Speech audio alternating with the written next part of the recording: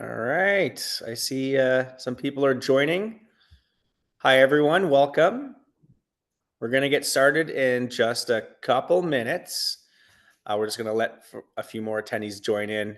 Feel free to grab a coffee, get settled in here. We're looking forward to sharing some great insights with you today. As you can see, the layout of our webinar, we have a chat at the bottom as well as a Q&A. So the Q&A, obviously, if you have some questions that you want to ask our presenter, Steve, by all means, throw it in there. And for the chat, if you just want to say hello, tell us where you're from. Would love to know where you guys are all from. Myself, personally, I'm from St. John's, Newfoundland. Do we have any East Coasters out here? Or West Coasters, Ontario? Where are we all from here? They're mainlanders, Matt. They don't want to disclose. I got a Nova Scotia there. Awesome. Some Ontario, East Coast, all the way. Let's go. And Steve, you're in Ontario, right? I'm in Ontario. I grew up in Montreal, but I am now in Ontario. I grew up in Kitchener-Waterloo, and then I moved out east. I've never been to Newfoundland when I moved out here, but I just decided, you know what the heck, let's do it. I like So, Newfoundland. I've been yeah, there on business. for sure. So what's one of the key things that you're looking to improve in the hiring process? If anyone wants to add in a comment there, would love to hear about that. Another question could be, has anyone here implemented assessments in their hiring process? Just drop a quick yes or no. Just going to give it a few more minutes for everyone to join in here. While we are waiting, I'll share a quick sneak peek though. Today's session is going to be about improving hiring decisions, focusing on things like understanding what makes top performers successful, using assessments effectively, and why onboarding is a game changer. So you don't want to miss that. Just a quick stat for you all while we wait. Just did a little research, and did you know that companies using pre-employment assessments see 36% more retention in their first year of hiring? So we're going to dive into that and see how that can all be replicated. All right, some more joining. All right. And just a note while we're waiting, we're going to get started pretty soon here, but this session is going to be recorded, so don't worry if you miss anything. You are going to receive a copy of this webinar. We'll send it as a link. And again, feel free to use the Q&A as we go along, and the chat if you just want to jump in and say hello. But reserve the Q&A for some questions that Steve will certainly follow up with. We'll try to get through it all today, but if we don't, Steve will definitely follow up with any questions we miss.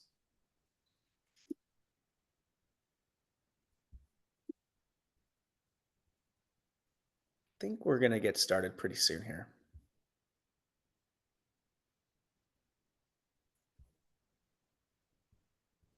Any cool chats in there? Assessments, yes. We got some from Montreal today. All right, Calgary, Saskatchewan, Ontario. Anyone from Vancouver? Corner Brook. All right. All right. Well, I think we're going to get started. Okay. So hi, everyone, and thank you all for joining us. My name is Matt Byler, and I lead the partnerships team here at Humi. And at Humi, we work with trusted HR consultants and business service providers to ensure our customers get the external support they need beyond our employment technology offers. If you feel you could use added support in these areas, please do not hesitate to connect with me. Before we begin, I'd like to let you know that this webinar is going to be recorded and a copy will be sent to all the attendees after this session.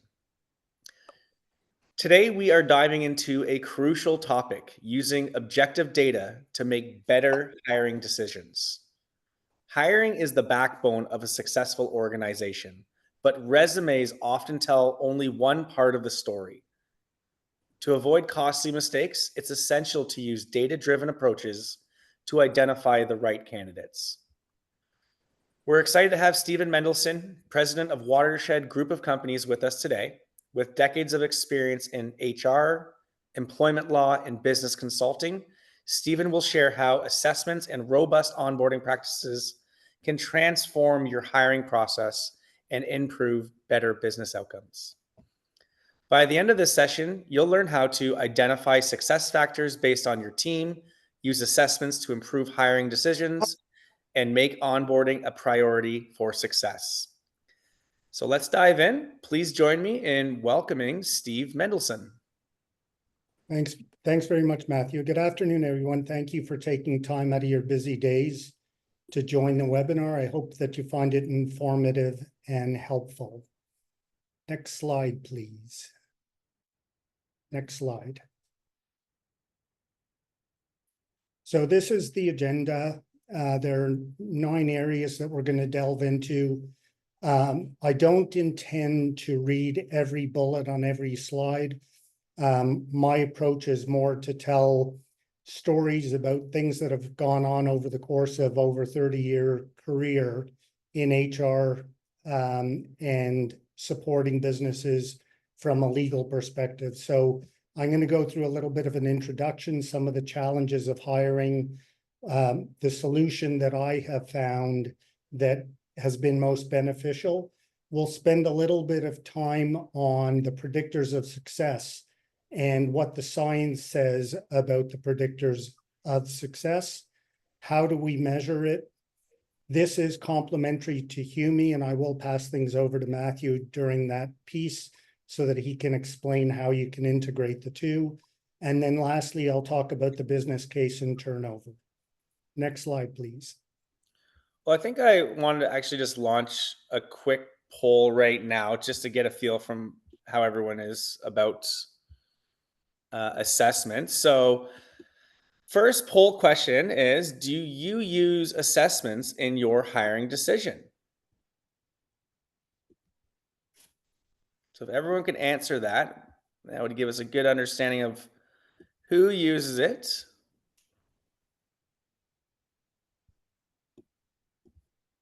And then I guess a question for you, Steve, is, how did you get involved in doing assessments? Well, if I go back in my career, there are a couple of things that happened that turned me on to assessments. One is I had gone through a number of assessments and found them really useful. It was like looking in a mirror. And if you understand yourself, I think you can provide more value to an organization, playing to your strengths and managing your weaknesses. The second thing that happened is I was working for a very large Canadian company, and they were going through a transformation, and I wasn't sure what that transformation was going to look like.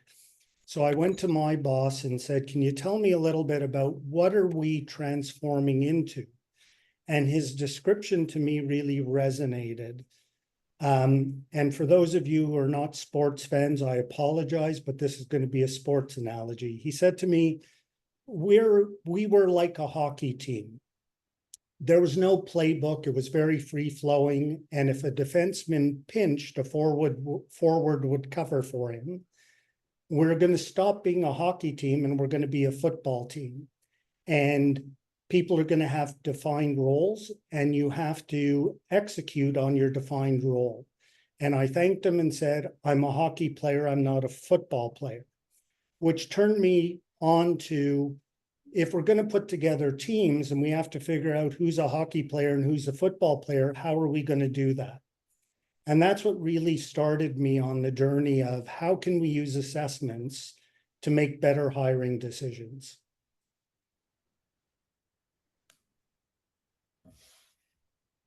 So my introduction is that there are very few opportunities to make a meaningful impression on an employee. Once they start to work, they're into the day-to-day grind, and you make your impression in the hiring process and in onboarding the successful applicant. After that, life takes over. If you give them an increase in wage, they're likely happy for a period of time. and then it just settles back into the usual grind. So I think that my advice to any employer is really focus on what it's like to bring an employee into your organization. How do you onboard them, and how do you make it a meaningful experience for them? Because that's when you're going to make the impression. And we know that whoever's been involved in a hiring process, if you've hired any number of people, I guarantee you that when you sit around having a coffee and people give you little shots about that was your hire, and we've all made mistakes. I've had that said to me. We all make mistakes because hiring's an inexact science. And we claim that employees are the lifeblood, and many employers have values talking about their employees. If that's the case, why not use all available tools in making critical decisions around who to hire?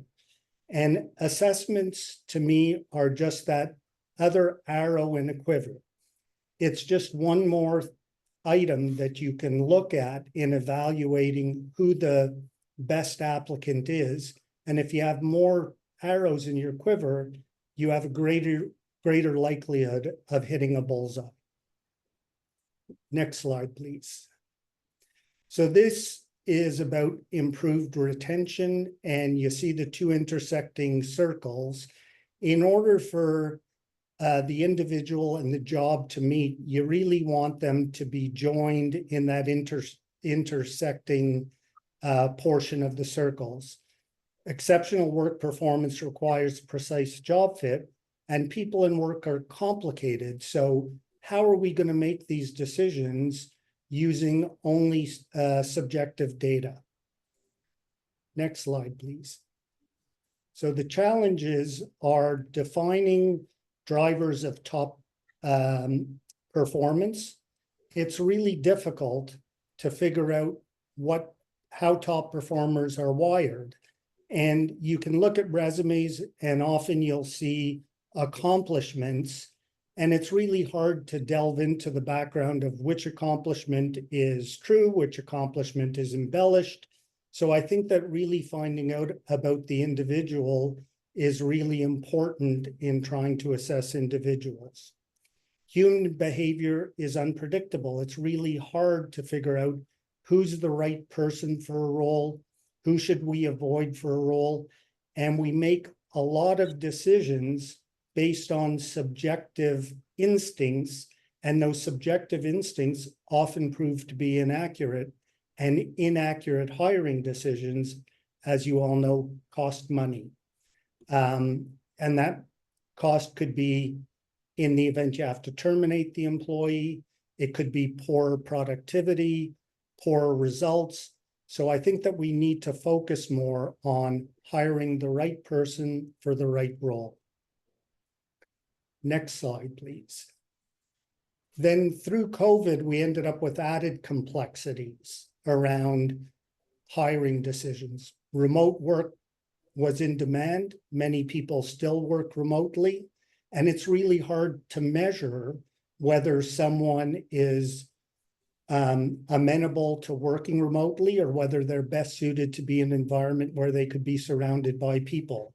So we've started to use assessments that evaluate an individual's ability to work remotely. And we end up with a percentage score in the assessment to determine whether that individual can work remotely. We spend a lot of time talking about culture, and culture is a really critical but elusive thing to define. If you go to your boss and you ask your boss to define your corporate culture, they're going to give you lots of words, and they're going to say different things, but I don't know that anybody is really able to accurately, verbally tell you what their culture is really like. So assessments start to identify some of these critical elements: character, abilities, preferences, motivation, and cultural fit. And the assessments that I'm currently using are the only ones that I know of that measure culture. And I'll talk a little bit more about that a little bit later on in the webinar. So the solution is rely on science. Assessments generally are made by doctors, PhDs. There's imminent psychometric analysis. They use AI, computer engineering, and subject matter experts in order to come up with them. And I'm not suggesting that the assessments that I use are the best or the greatest. Whatever assessments you're using, I think are beneficial and will help you to get better results.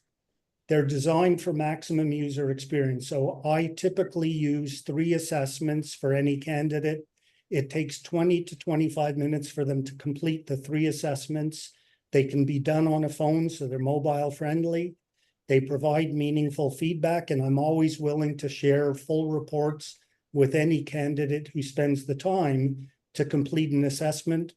If they're going to spend the time, I think that they should get the value of seeing the results. And I'm always happy to debrief with individuals and talk about their assessments.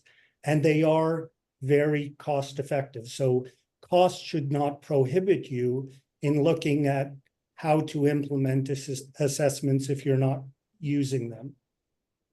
Steve, I have a question for you. Go ahead. Do you use assessments at all levels of the organization, from hourly employees or like all the way up to senior management? So we've started to use assessments for all employees, hourly all the way up to executives. And I would say that that doesn't necessarily apply to 100% of the clients that I work with, but we believe that every department has a culture. So if you're working on a plant floor, there's a culture associated with that plant floor. If you're working in an office, that culture might be a little bit different. But again, from the data that I've looked at, understanding who is the best fit to a role, whether hourly or an executive, provides better predictions on who is going to be the best person for that role. Good question. So assessments provide predictive behaviors that correspond to a role. So that's all about the fit. And it eliminates subjective elements and individual bias about candidates. So there's a fellow who owned an ice cream shop, and he was looking at hiring someone to do customer service. They were going to scoop out ice cream, put it in a cone, and wish the person purchasing the ice cream a great day. And he got a bunch of resumes, and he said there was one resume that stood out to him, not because of their background, because of all of the spelling mistakes in the resume. And he said, normally I would have just flipped the resume into the trash can and I would have ended their chance of getting the job. He said, but there was something about this person when I looked at their assessment that told me there might be more to this story than meets the eye. And he brings her in for an interview and he hires her. And she's very bubbly, very customer focused, and he hires her. And he says, that's the best salesperson he has ever hired. And when he thought about the role versus what the assessment showed, he said, do I really care if she can spell? It's got no meaning to her role. And if she can provide great customer service, I really don't care if she can spell.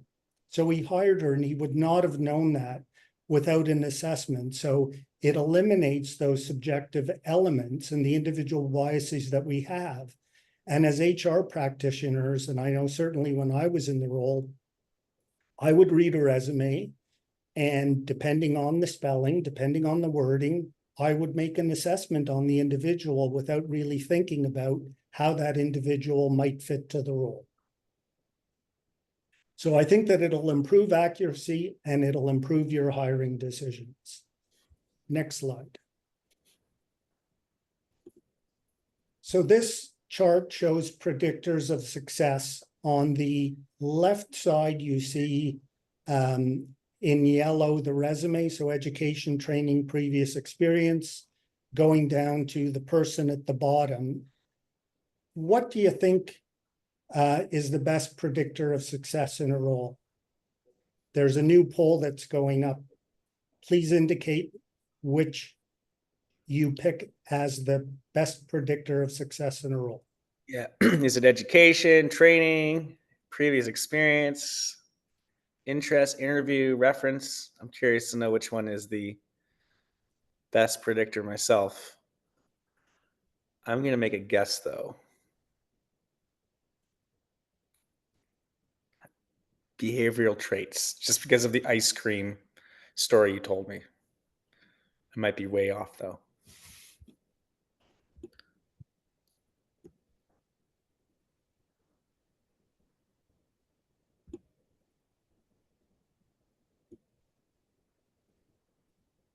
All right. So what have we got here? So if you go to the next slide, sorry, I'm just looking to close the poll. So this shows you on the right-hand side, the average correlation with on-the-job success. So what they know, their education, their training, their previous experience is generally the poorest predictor of success in a role. And as you go down to the bottom, it's all about the person, behavioral traits and attitudes, or their critical thinking and reasoning. And that's not about IQ or how bright they are. It's about how they show up to work every day and what their behaviors are. And then you take that information and marry it to a role, hopefully you're getting far better fit. So one of the maxims that I speak about a lot is you need to look at who they are, not what they know. Next slide. Most people actually selected behavioral traits and attitudes.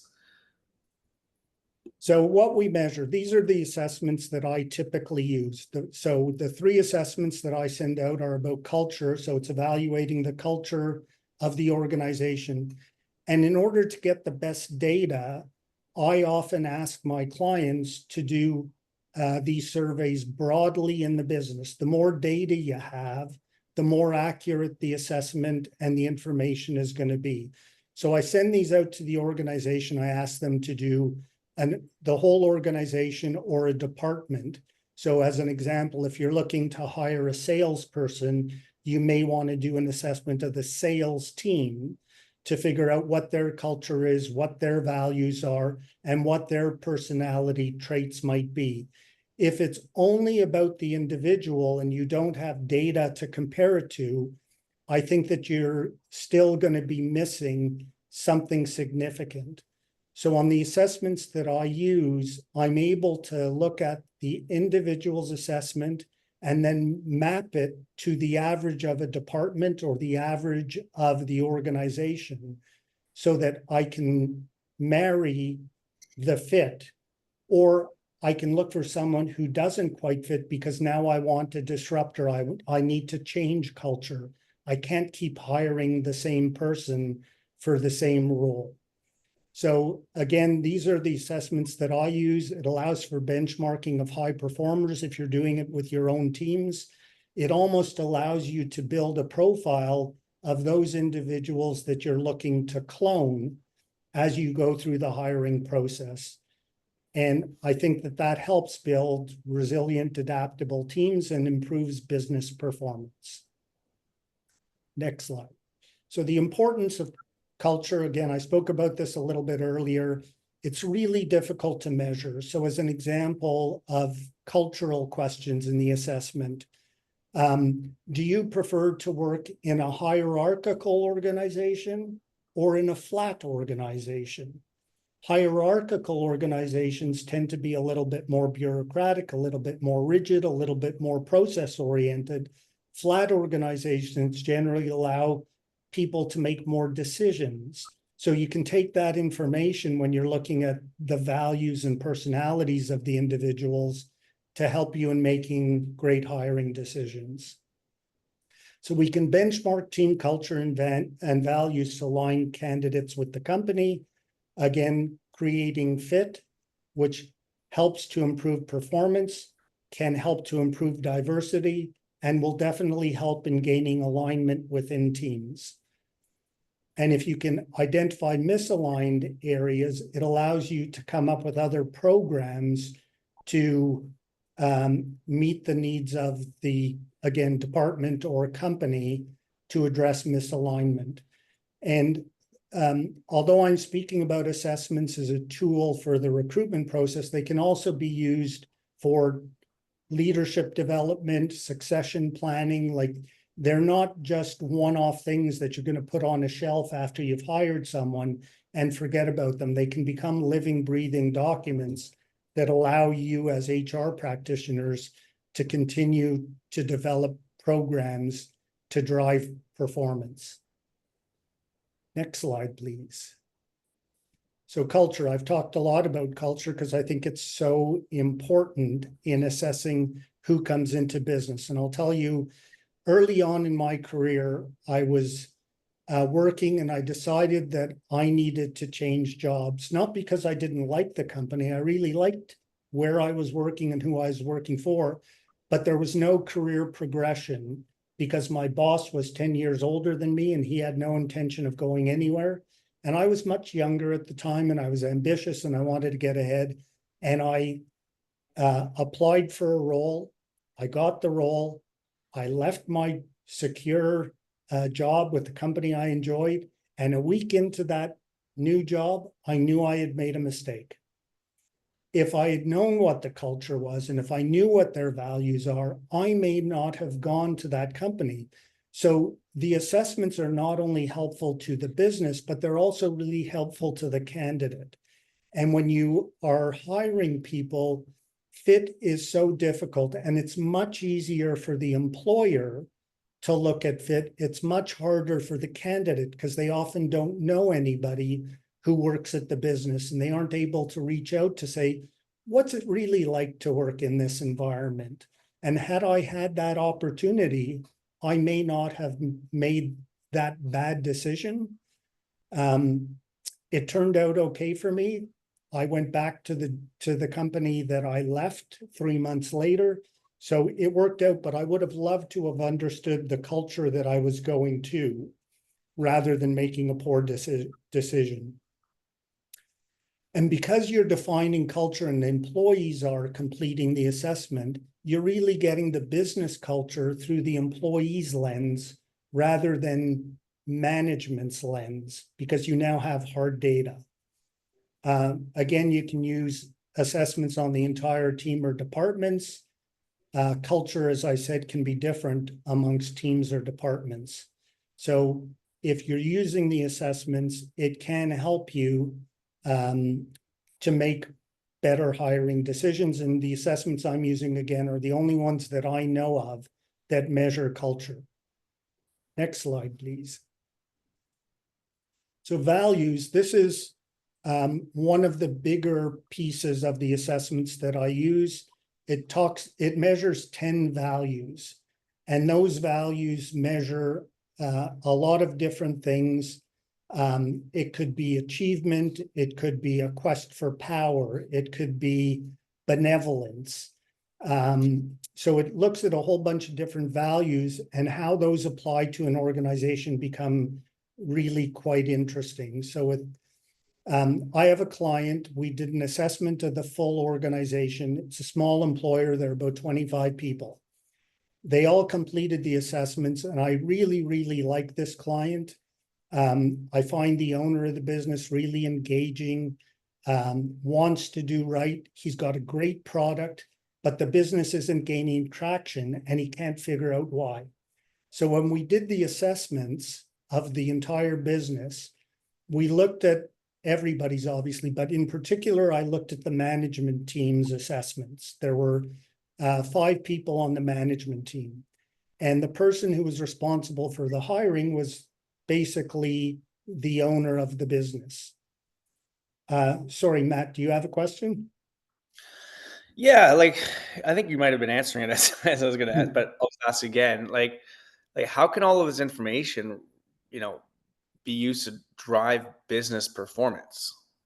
So I'm in the process of answering that. Thank you. So the whole organization does the assessments. the owner is hiring people who are very similar to him. And when we look at the values, his highest value was the same as every other member of the management team, and that was benevolence. And benevolence is really about caring.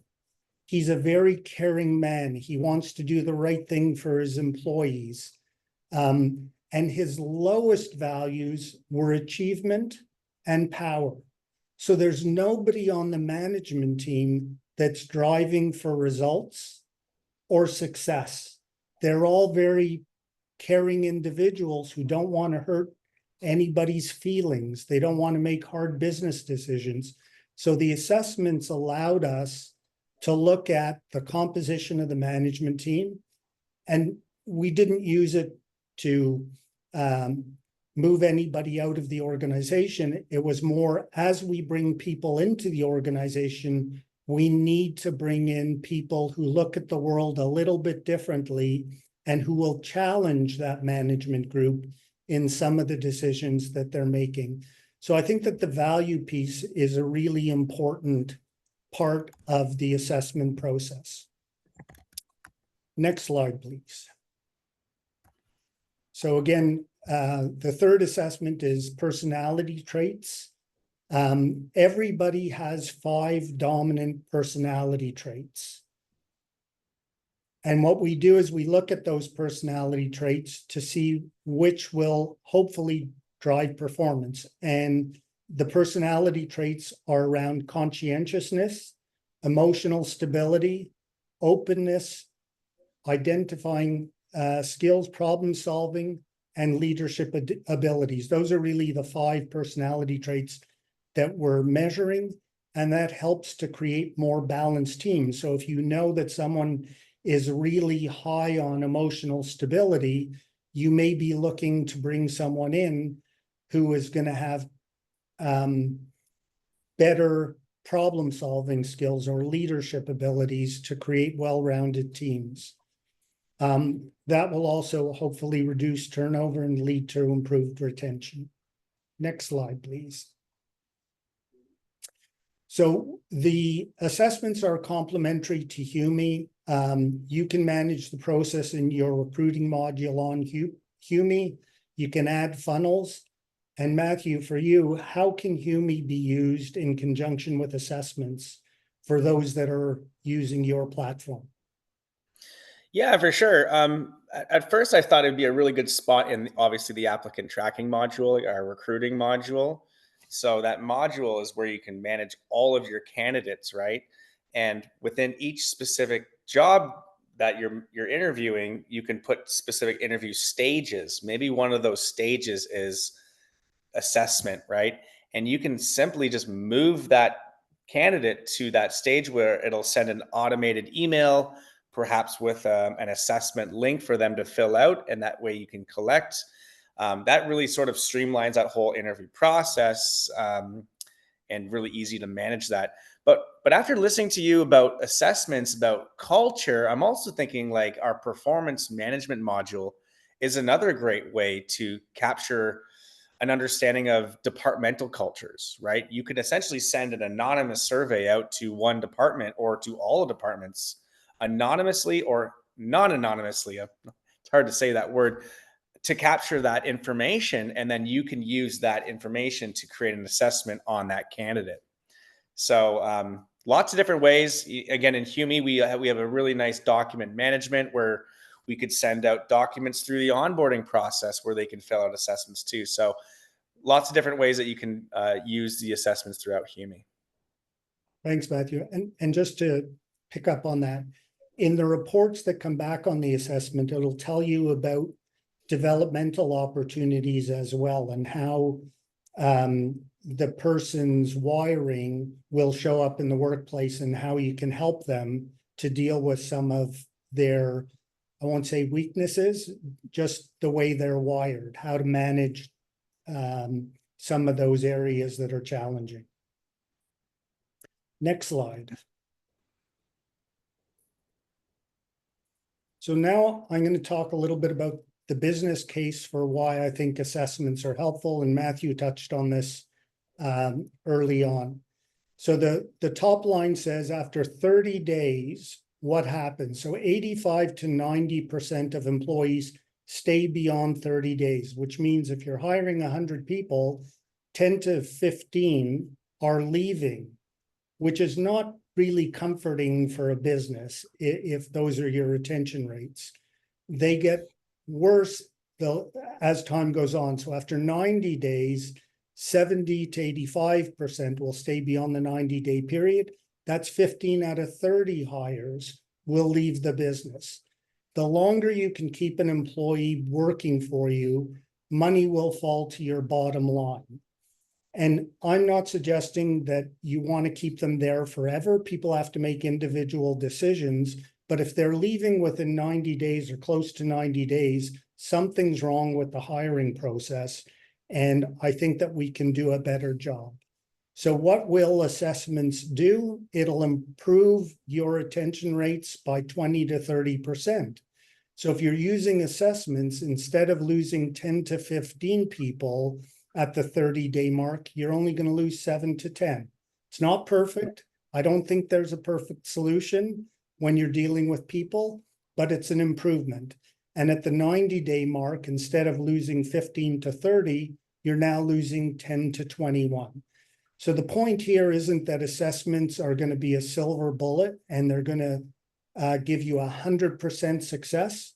You're dealing with people and people are unpredictable. So mistakes are still going to be made, but let's mitigate against the risk of those mistakes. Mhm. Next slide, please. Do you know what the cost of turnover, like the benchmarks on the cost of turnover is? Yeah, so Matthew, the data would say that when an employee leaves, depending on what level of the organization, the cost to the organization is 50 to 200% of their salary. So on the right side of the page here, you'll see the cost of turnover, 50 to 200% of the departing employee's salary. So at an executive level, a CEO leaving, surprisingly, it's going to cost more than if a line worker is leaving. So the costs obviously fall into the two buckets of direct or indirect costs. So you've got the cost of recruitment, training, and onboarding, separate or exit costs if you're involuntarily exiting someone from your business. And then more importantly, you've got all the indirect costs, the loss of productivity, the impact to team morale, because now I have to do more because my friend who's working on the line with me decided to leave or wasn't a good hire. You end up with knowledge gaps because people don't know how to do things. They have to learn how to do things. And if you're working with clients, there's obviously an impact to your clients. So there are definite costs to turnover. And the next slide will show you what that impact is. So this is a slide, and I know it's a bit messy and there's lots of numbers and words here. I'll try and explain it. So if retention is less than 30 days and 10 out of 15 are leaving, then the turnover cost is $150,000 to $750,000 annually based on the 50% of salary to 200% of salary. And you'll see at the bottom of the page, the asterisk, that's assuming a salary of only $50,000. So the higher the salary, the greater the impact on cost.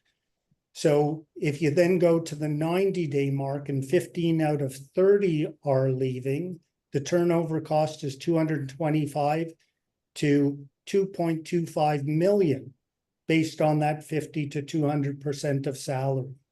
So if you then say, okay, assessments will improve things by 20 to 30%, now what happens to the cost? So if you go to the 30-day piece, 7 out of 10 people are leaving. The 150,000 is reduced to 45,000 at the low end, and the 750 is reduced to 450,000 at the high end. And on the 90-day benchmark, the 225,000 is reduced to 75,000, and the 2.25 million is reduced to 1.35 million. So significant savings if you apply science to make better hiring decisions. And at the end of the day, for many HR practitioners, I think it is all about building the business case to convince your leaders that this is the right way to go, that money falls to the bottom line if we do a better job of hiring and if we do a much better job of onboarding and making sure that people are have a feeling of making the right decision and joining a preferred employer. So my example of leaving within the first week, I want people to join saying, I've made a really good choice here. And that goes both ways, both for the company and for the job seeker. Next slide. So I'm at the end of my slides and there'll be an opportunity for questions. So again, hiring decisions are challenging and there's no perfect solution. I'm not suggesting for a minute you're going to make things perfect and you'll never make a hiring mistake, but use all of the available tools and don't compromise on talent. Every time an employer compromises on talent, it ends up costing them more, either severance-wise, morale-wise, productivity-wise. Don't compromise on talent.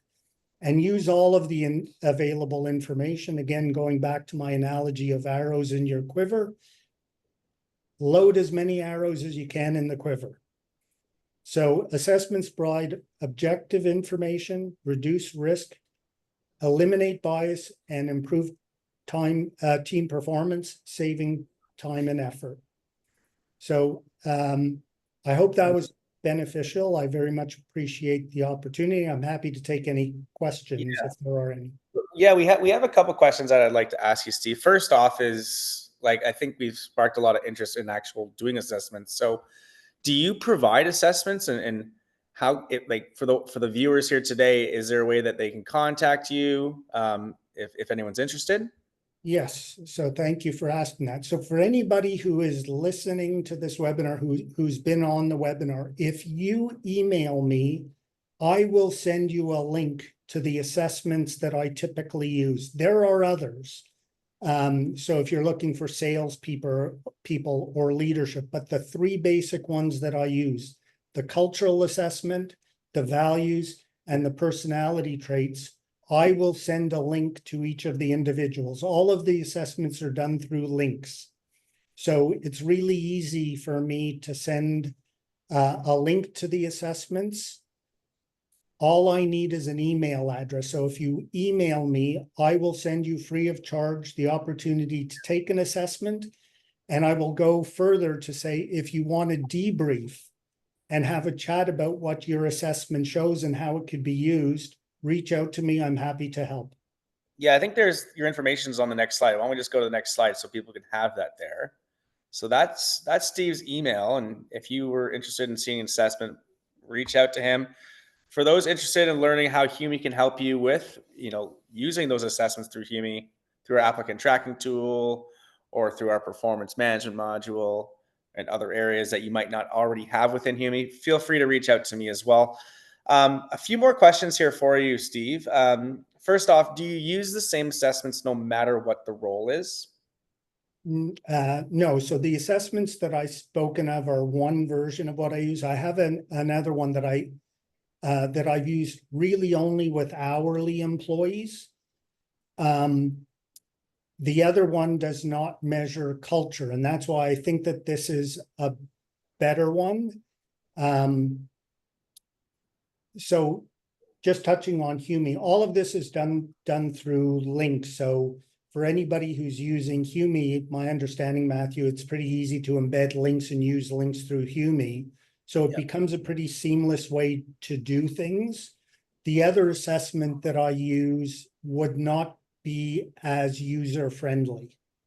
So I'm gravitating more to this one, A, because of the cultural piece, and B, because of ease of use. Hmm. Okay. Another question is, at what stage of the hiring process is the assessment typically given to the candidate? In the hiring process, once you've identified your short list of candidates, it could be 3 or 5. At that point, the assessments are sent out. And again, I think that you'll have better data if the team does assessments as well, but it's certainly not mandatory. It will tell you a lot about the individuals that you're considering, and that becomes just another tool in deciding who you're going to actually hire. And you may discount the assessment somewhat and focus more on the interview process. It's just another tool. Okay. One asks, what assessments do you use? Is there a specific name to the assessment? So the ones that I'm speaking about are by a company called Gifted. They're relatively new to Canada, and Gifted is Gyfted. Their premise is that every employee is gifted. We just have to figure out their gift to make them the most productive. They started in Europe. They work with some very large businesses. They opened up a California office, and they opened up in Canada in 2024. Right. One question here was, how does Humi help with assessments? So I could probably tackle that question, but Humi is an employment platform. It can house the assessments. It can navigate to an assessment. You can report on the information. End of the day, though, Humi is a technology platform, right? This is why we rely on our partners that are trusted HR experts to create the content of these assessments, help you to understand what are the questions, what are the surveys, what are these things that we should be asking to gain that information. That is all I have from questions, but we could keep it a little bit open if anyone has any more. Do we have any more? No? Okay, well, we have a few minutes to spare. If anyone wants to say a shout out or thank Steve here or have any more questions, you can certainly ask that. I have one question here. Do you have information or a session on onboarding new employees? We're a very small firm. So in my practice, whenever I talk about recruiting, I talk about onboarding because I think it's so important. I would say to you, onboarding is a very company specific exercise. So if you want to reach out to me, I'm happy to have a conversation about your needs. And it doesn't matter whether you're big or small, as people change over, you will have to go through an onboarding exercise. And I think it's, from my perspective, really important not to use the term performance during that 90-day probationary period, because as soon as you utter the word performance, candidates get nervous. So come up with a different name. Touch points is an example. We're going to have a conversation. After the 90 days, or as you get close to the 90-day probationary period, you may want to talk about performance, but don't do it early on. So we work with our clients to try and come up with a customized onboarding program for them. Fantastic. Okay. Well, Steve, I really appreciate all the insight you've given us today. I learned quite a bit today as myself. And I just want to, again, thank you for joining everyone. This webinar is recorded. We'll send it your way. If you guys are interested in working with Steve, his email is right there. Please reach out to him. And if you have any further questions, we're certainly happy to answer them all for you. So thanks for tuning in. And yeah, we hope to hear from you guys soon. Have a wonderful day. Take care. Thanks, Matthew. Thanks, everybody.